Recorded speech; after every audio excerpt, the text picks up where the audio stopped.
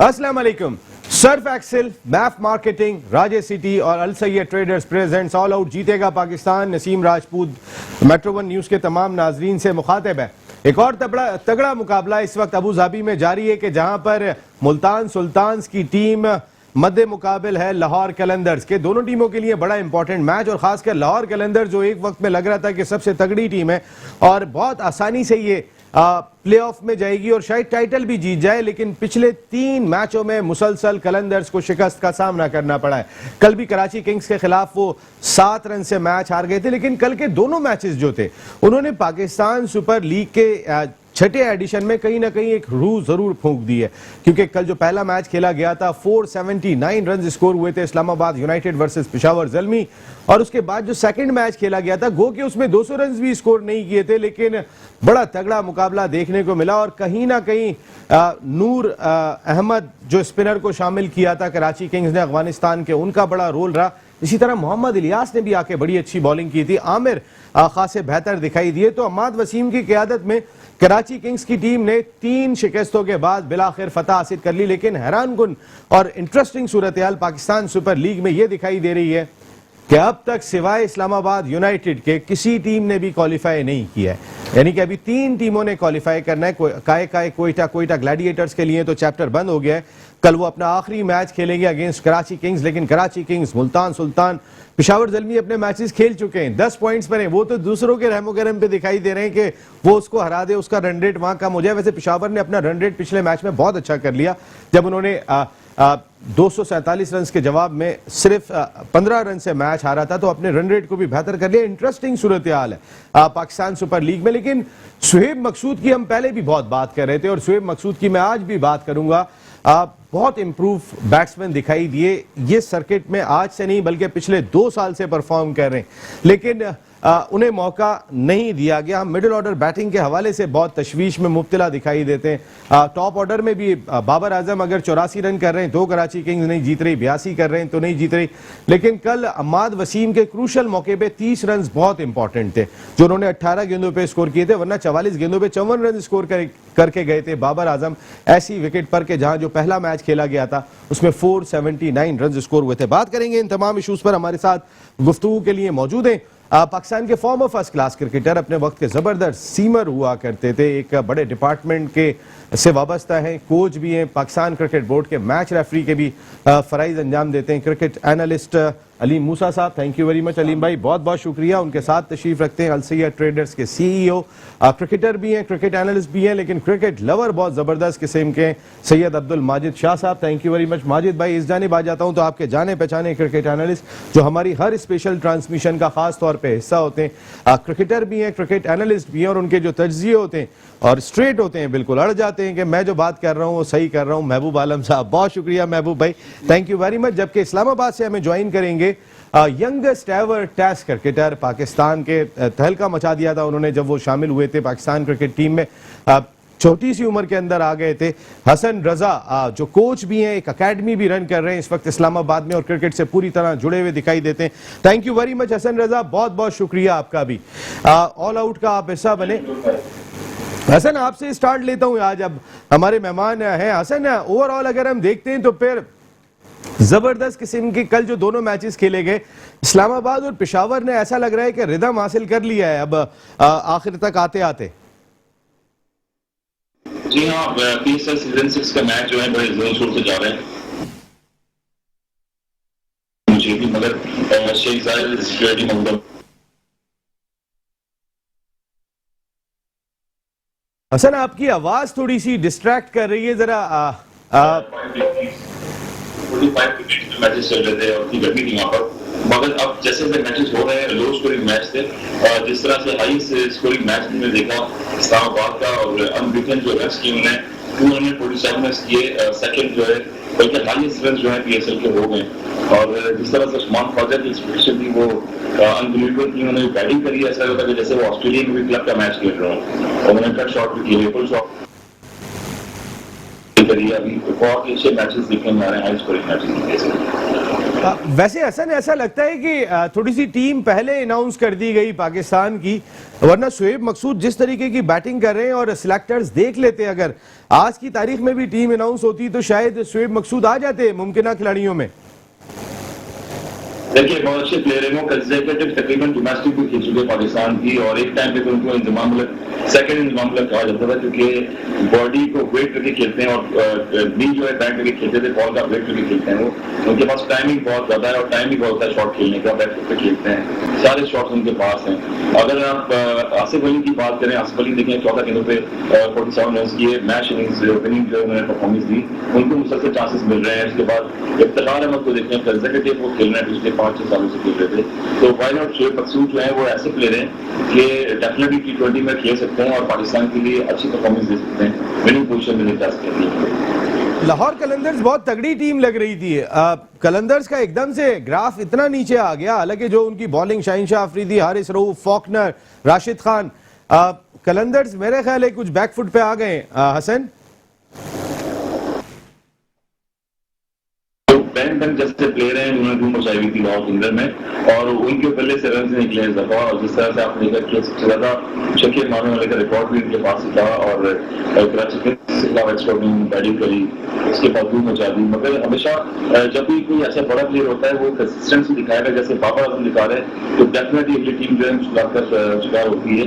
मगर top order जो है नजर नहीं आया लाहौर बैटिंग का, स्पेशली शुएब अख्तर जो है वो खेल भी रहे, परफॉर्मेंस भी कर रहे हैं, एज ए कैप्टन भी है, मगर कैप्टन होना ना सिर्फ ये ऑनर की बात नहीं होती, आपको परफॉर्म भी करना पड़ता है, और उनके पास इतना जबरदस्त चांस था कि वो परफॉर्म करें तो पाकिस्तान टीम में भी आ सकते थे, मगर अब तक उन्होंने कोई लंबे रन नहीं किए हैं। इसके बाद फिर हफीज जो है वो कंजर्वेटिव परफॉर्मेंस दे पा रहे हैं, जिस तरह से शुएब मलिक खेल रहे हैं शाहजादी की तरफ से, और दीगर प्लेयर्स खेल रहे हैं। मेन इंपॉर्टेंट जो है टॉप ऑर्डर जो है फेल होता जा रहा था, जिसकी वजह से प्रॉब्लम हुई लाहौर के अंदर को, अदरवाइज जो पूरी साल लाहौर के अंदर खेलती है और उनकी जो फ्रेंचाइज सबसे बड़ी फ्रेंचाइज है बिल्कुल। माजिद भाई यही सवाल आपसे भी करेंगे कि जो सूरत हाल हमने देखी कलंदर्स की और कराची किंग्स के मैच की, तो उसमें कलंदर्स कुछ बैकफुट पे आ रहे हैं।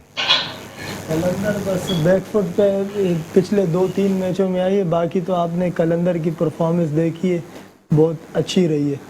तो जिस तरह से उनके जो सीनियर प्लेयर है वो परफॉर्म नहीं कर रहे हैं ना, तो इस वजह से थोड़ा सा बैकफुट पे आई है।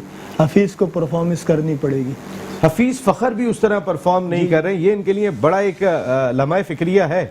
जी बिल्कुल, फ़खर जमान और हफीज़ उनके मेन प्लेयर है, और वही परफॉर्म नहीं करे तो टीम तो लाजमी बात है बैकफुट पे आई जाती है। बिल्कुल। पहला सवाल तो अलीम भाई से कर। अलीम भाई मैं जो बात कर रहा था आपसे, मुझे ज़रा बताइएगा अलीम भाई, कलंदर्स की परफॉर्मेंस अगर हम देखते हैं तो फिर कहीं ना कहीं थोड़ा सा वो जो एक स्टार्ट उनका था, वो जो एक रिदम, बॉडी लैंग्वेज उस टीम की दिखाई दे रही थी, वो एकदम से नीचे आ गई है, एकदम से सूरत हाल बदल गई है। नसीम भाई, हसन ने सारी चीज़ें कवर की बड़ी अच्छी। जैसे हसन ने कहा है कि हफीज़ इस टाइम थोड़ा सा ऑफ कलर है, गो के कल उसने शायद 27 रन भी किए हैं, लेकिन वो कोई मायने नहीं रखते इस लेवल के प्लेयर के लिए। हफीज़ को जो है वो बैकबोन का जो है किरदार अदा करना पड़ेगा, जो कि अभी तक हफीज़ उसमें नाकाम रहा है मेरे ख्याल से। और जैसे हसन ने कहा, इनका कैप्टन जो है सुहेल अख्तर, उसको चाहिए वो, क्योंकि उसका तो कुछ भी स्टेक पे नहीं है। हफीज इतने शाही कैसे हो गए? जो उनकी फॉर्म लगी हुई थी, हम सब देख रहे थे, हफीज जो बैटिंग कर रहे थे, हफीज इतना शाही हो जाएंगे? नहीं, शाही की बात नहीं है। अपना हफीज भाई पाकिस्तान के पिछले उसने जितने भी मैचेस खेले हैं, साउथ अफ्रीका में भी और साउथ अफ्रीका और जिम्बाब्वे में इतना नहीं चले हुए, वहीं से तो उसका कॉन्फिडेंस शेक हुआ हुआ है। आई डोंट नो कि उसके बैक ऑफ माइंड क्या होगा इस टाइम, लेकिन वो तो सीनियर प्रो है।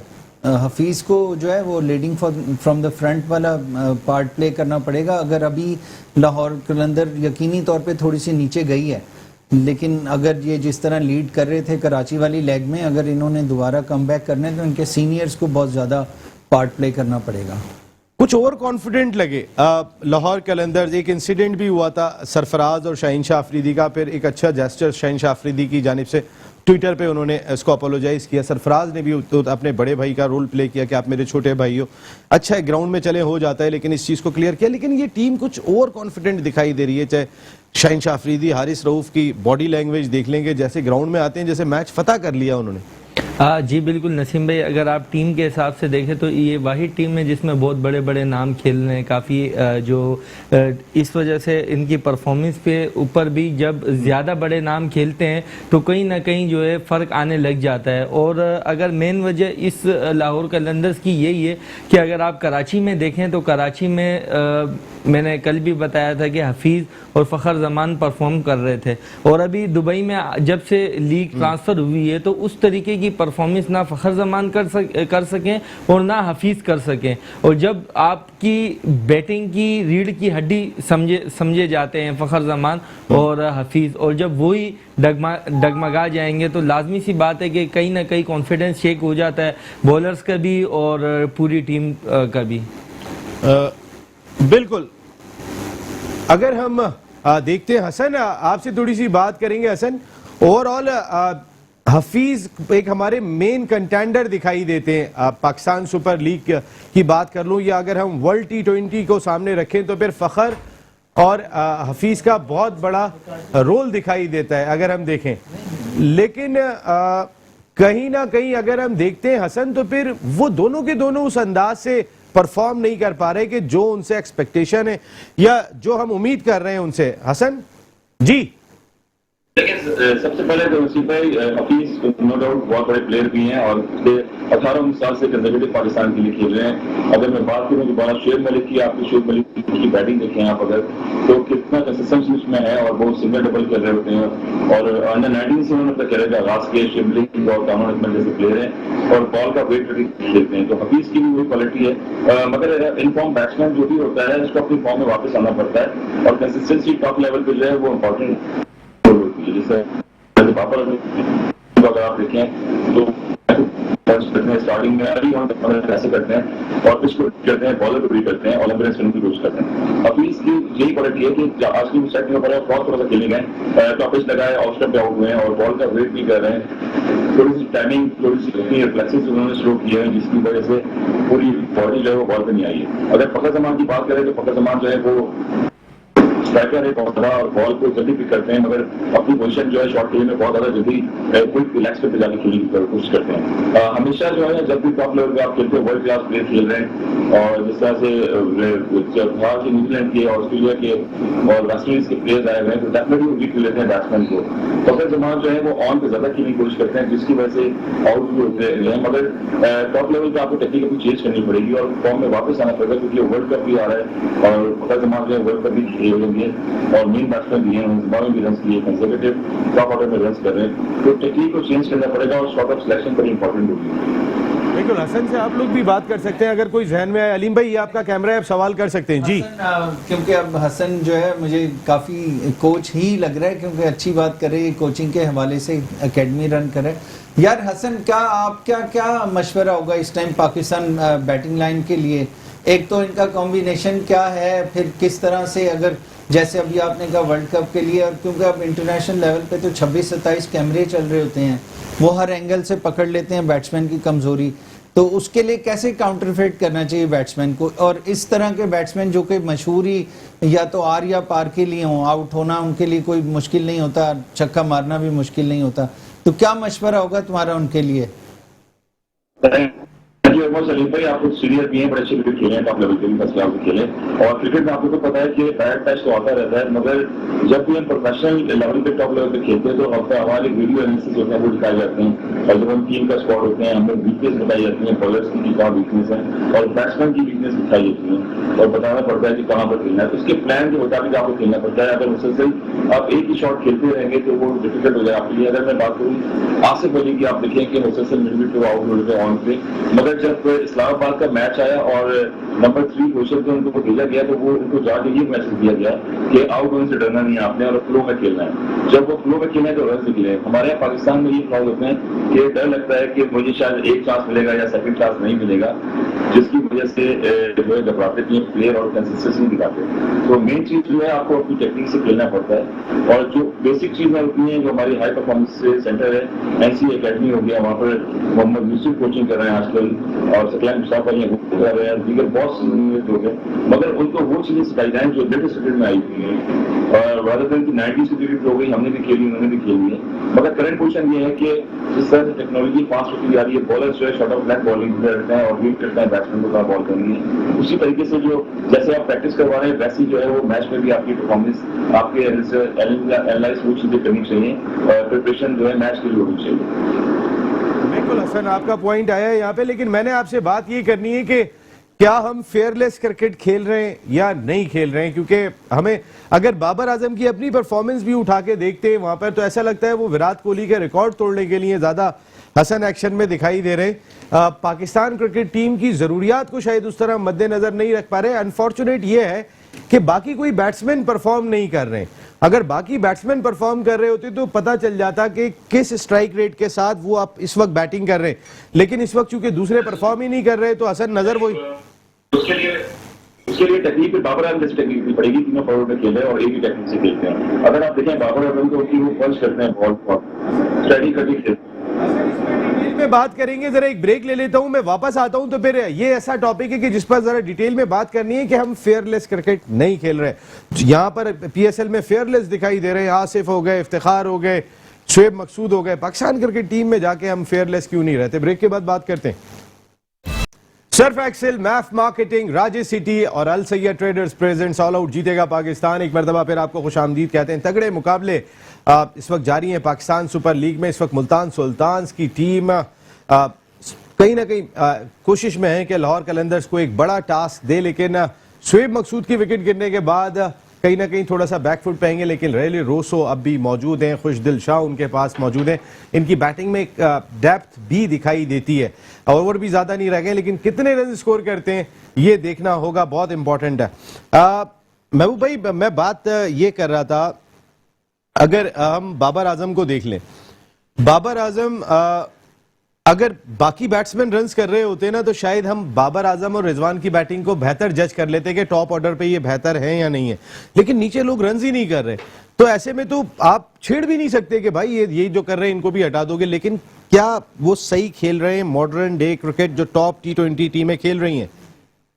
देखिए नसीम भाई, ये बहुत अच्छा सवाल आपने किया है, पर देखें हम हर जो है बाबर आजम को एटलीस्ट स्ट्राइक रेट के ऊपर क्रिटिसाइज नहीं कर सकते।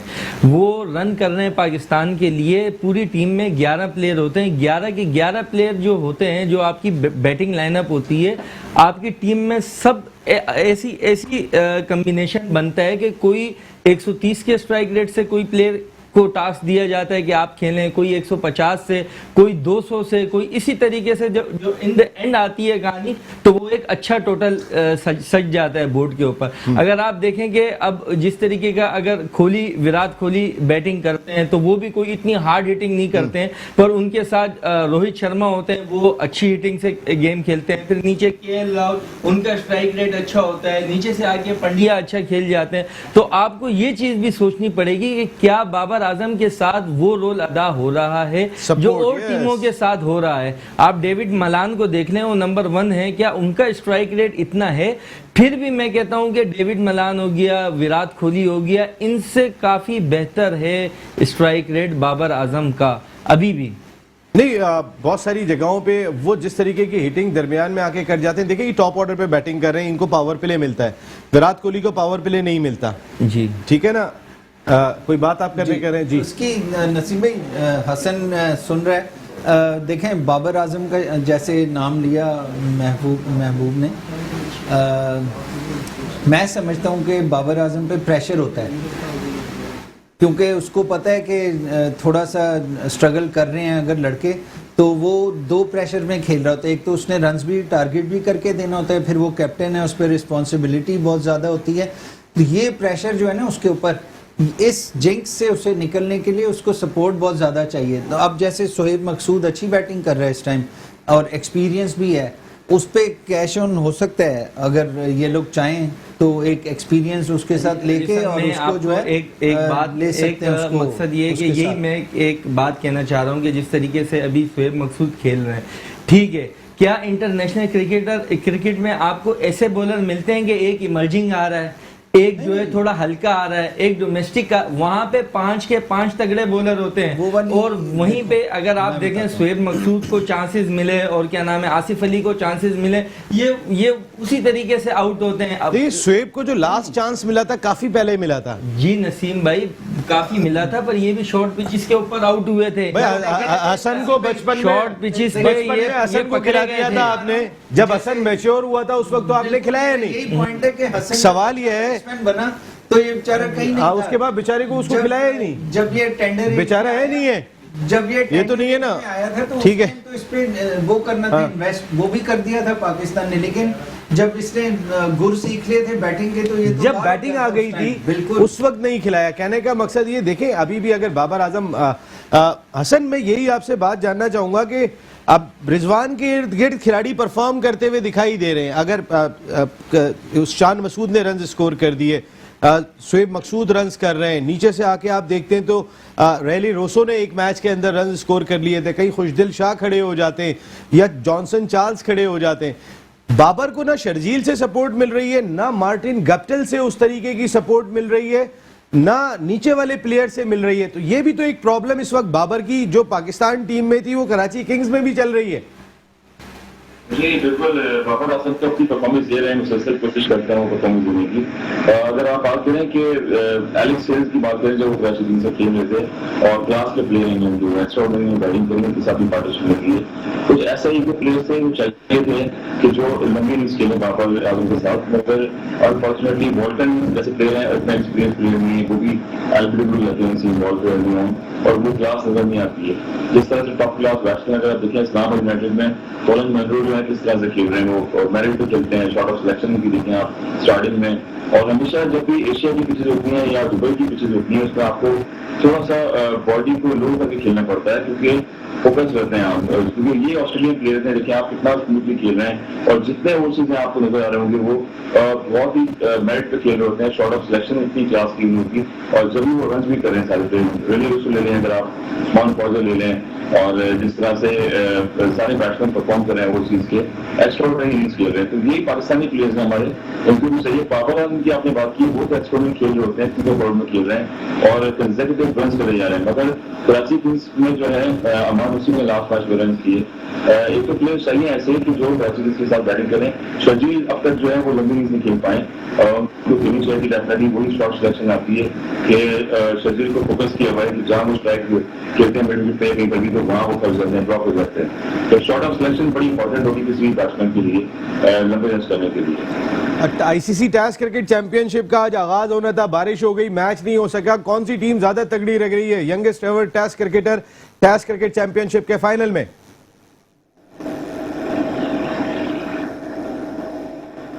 हाँ हसन, कौन सी टीम ज्यादा तगड़ी लग रही है टेस्ट चैंपियनशिप के फाइनल में? न्यूजीलैंड या न्यूजीलैंड लग रही है, क्योंकि न्यूजीलैंड में देखें बड़ी अच्छी कमांड है इंग्लैंड में, वो वहाँ पर खेल परफॉर्म किया है इंग्लैंड के खिलाफ दूसरे, और डबल सेंचुरी की एक प्लेयर में ओपनिंग बैट्समैन प्लेयर है इंग्लैंड के, सॉरी न्यूजीलैंड के, मगर बहुत ही टेम्परामेंट है न्यूजीलैंड में, हम्बल इनका एटीट्यूड होता है इन प्लेयरों का, जैसे मार्टिन गुप्टिल है अभी पीएसएल को रन नहीं कर रहे, मगर वो वहाँ पर न्यूजीलैंड की पिचों पर खेलना एक्स्ट्रा रन किए उन्होंने। आई थिंक न्यूजीलैंड को फेवर दूंगा मैं कि न्यूजीलैंड जो है फुल कमांड रखती है, विनिंग पोजिशन है। हसन, एक और सवाल मेरे जहन में आ रहा था कि एक लीग आप कराने जा रहे हैं गुजरावाला में, आप 7-8 टेस्ट क्रिकेटर जमा हुए हैं, टेप बॉल क्रिकेट के जो पहले करते हुए आ रहे हैं और उसको एक बड़े पैमाने पे आप ऑर्गेनाइज करने के लिए जा रहे हैं। बहुत सारे क्रिकेटर बचपन से टेप बॉल क्रिकेट खेल के पाकिस्तान टीम में पहुंचते हैं।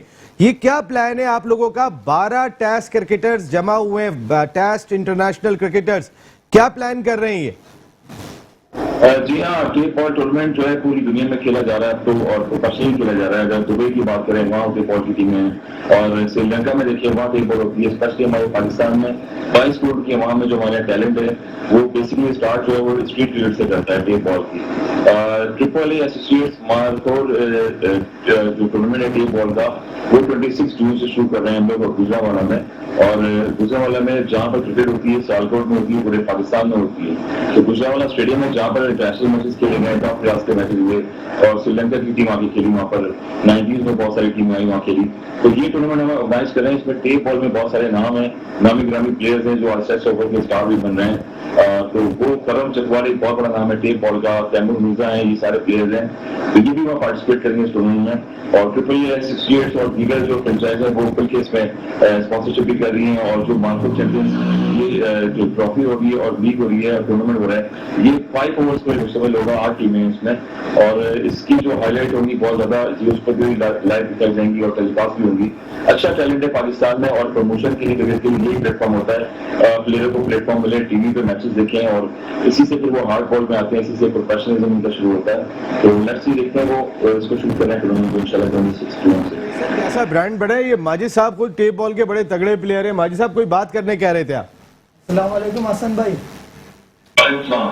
हसन भाई, सबसे पहले तो आप लोग सबको मुबारकबाद हो, सब सारे टेस्ट क्रिकेटरों को के टेस्ट ये टेनिस बॉल के लिए आप लोग ने इतना अच्छा इनिशिएटिव लिया है और मारखोर लीग की शक्ल में खड़ा कर रहे हो उसको, तो इसके लिए सबको मुबारकबाद हो मेरी तरफ से। इसमें सारे मेरे तकरीबन यार दोस्त ही खेल रहे, कराची से असद शाह, बहादुर, अशरफ पठान, दाऊद पठान, ये सारे यार दोस्त हैं मेरे और ये बहुत अच्छी टेनिस क्रिकेट खेलते हैं।